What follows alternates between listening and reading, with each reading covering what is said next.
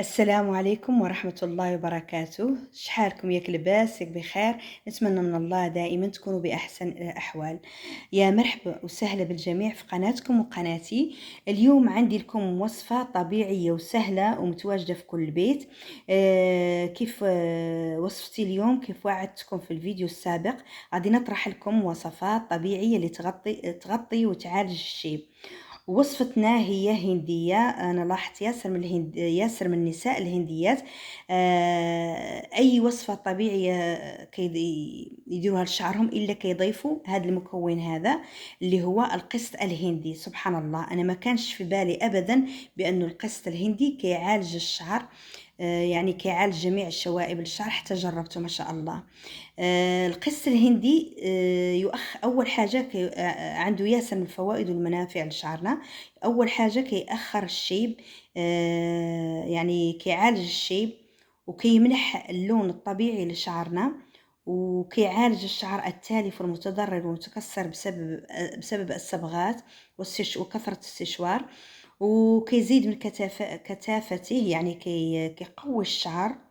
والناس اللي كتشكي من انه شعرها كيتساقط ما شاء الله، وكيقوي الشعر وكيمنع داك التساقط وكيطول الشعر وكيغذيه وكيخلي شعرنا رطب وفيه واحد اللمعه. كذلك ينظف فروة الرأس من جميع الشوائب وكيقضي على الصلع. ياسر من الرجال يشكو يقول لك انا عندي اللحيه فيها فراغات، ما شاء الله هذا القسط الهندي كيعبأ هذوك الفراغات وكيخلي الشعر كينمو بواحد الطريقه سريعه. سبحان الله. المهم ننتقل للمكونات لوصفتنا اليوم، اللي كتحارب الشيب وتقضي عليه مع المداومة بطبيعة الحال. المهم أنا جبت هذاك القسط الهندي إعواد ومسحته من الغبرة وديته عند العشاب وطحنه لي وخلاه لي بودر ناعم تقريبا. هندرت غير شوية تجربة قدامكم. يمكن لكم ديروا معلقتين كبار من مطحون القسط الهندي، وتضيفوا له معلقتين من زيت جنين القمح ومعلقتين من زيت اليازير، يعني زيت إكليل الجبل، وكتخلطوهم مزيان مزيان حتى كينسجموا وتخلوا تقريبا واحد 10 دقائق. ومن بعد كتوزعوا على الشعر ديالكم وتركزوا على الاماكن اللي فيها الشيب.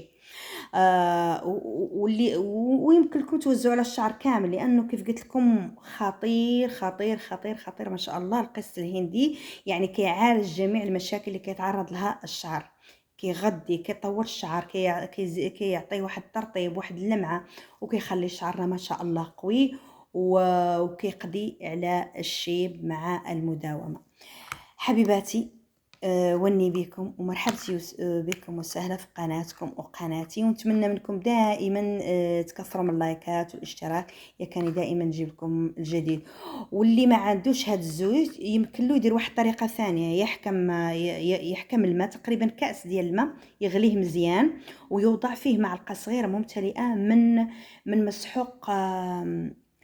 مسحوق هذا، يا الله استغفر الله، من مسحوق القسط الهندي، يعني يكون بودر، وتخلطوه وتغطوه وتخلوه حتى ينقع حتى كيتحول سبحان الله هذاك اللون ديال الماء يولي بحال شبيه للشاي.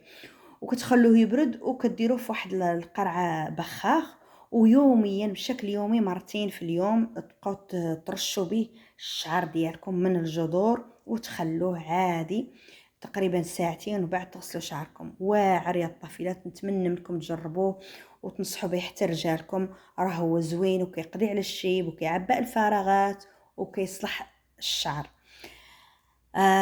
وني بكم مرة أخرى ومرحبا بكم وسهلا في قناتكم وقناتي، كنبغيكم.